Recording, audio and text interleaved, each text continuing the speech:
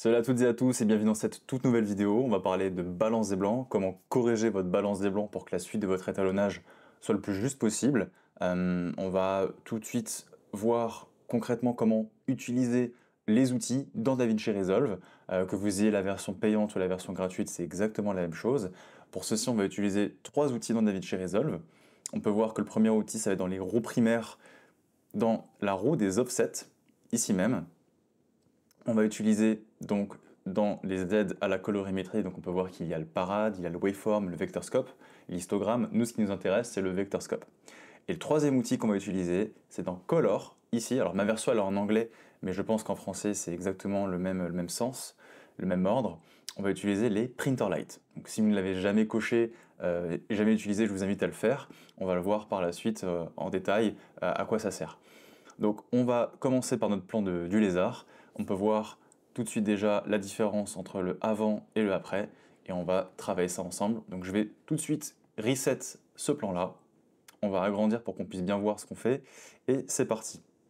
Donc comme je disais, donc on va utiliser les roues primaires dans les roues offset, et le but, dans le vector scope ici même, on peut voir qu'il y a différentes lettres ici, donc il y a le rouge, le magenta, le bleu, le cyan, le vert et le yellow, donc le jaune, et que l'ordre des couleurs que vous pouvez voir dans le vector scope est exactement le même vous pouvez voir ici même les offsets, les gains, les gammas, les lifts, c'est exactement le même ordre de couleurs. En ce qui nous concerne dans la white balance, c'est la roue des offsets, et le but, ça va être de déplacer le curseur pour que la tâche ici même, donc la tâche qui est majoritairement jaune dans le vector scope, on peut le voir sur notre plan, on peut voir vraiment il y a une teinte majoritaire de jaune. Le but, c'est de déplacer cette tâche vers le centre de notre image, et le centre de notre image qui représente les blancs purs.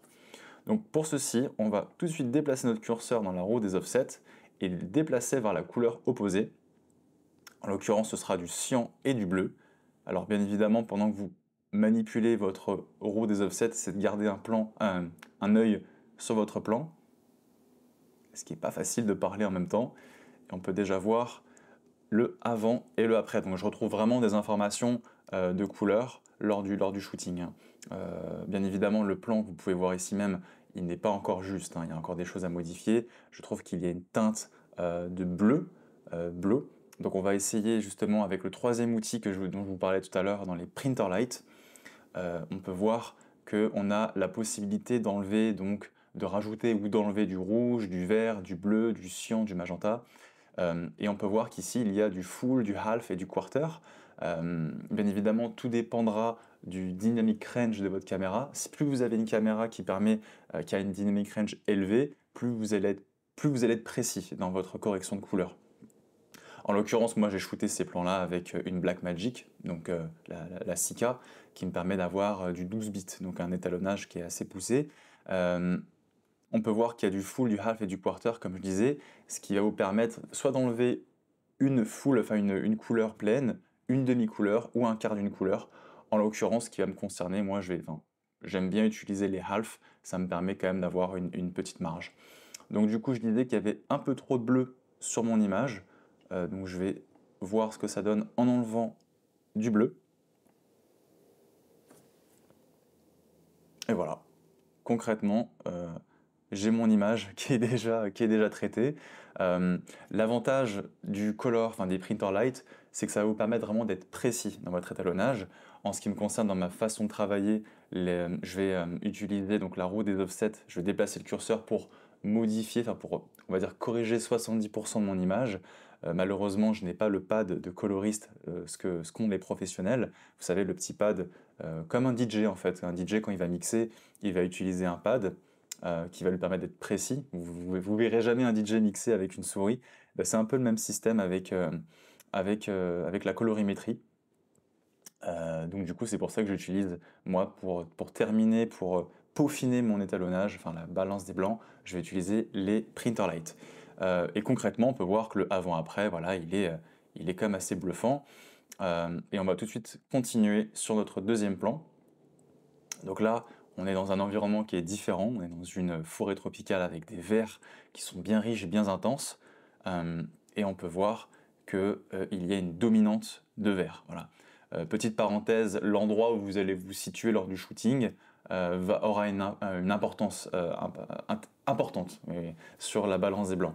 En l'occurrence, là, dans une forêt tropicale, c'est des verts qui prédominent.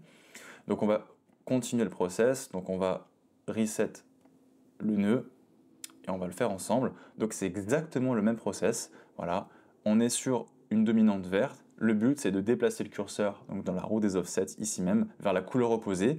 Donc en l'occurrence, ce sera vers du magenta. Donc on va aller tout de suite déplacer ça. Alors, comme je disais, c'est pas facile de discuter, enfin de vous expliquer en même temps. Je dois avoir un air très concentré. Voilà. Concrètement, juste en déplaçant mon curseur, alors il y a peut-être encore un peu trop, il y a un peu trop de magenta. Je vais peut-être en enlever, justement pour être précis, je vais enlever du magenta. Et voilà. Peut-être encore un petit peu de magenta. Alors là, pour être encore plus précis, je vais peut-être enlever un quarter.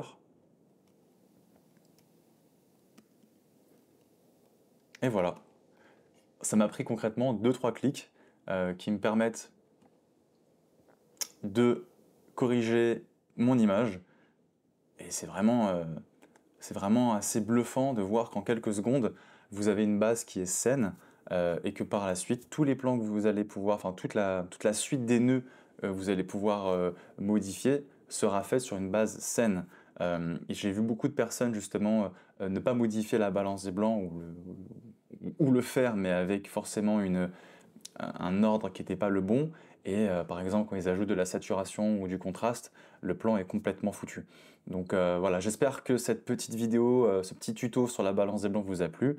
Si vous avez des questions ou si vous souhaitez avoir une vidéo similaire, ce sera avec plaisir.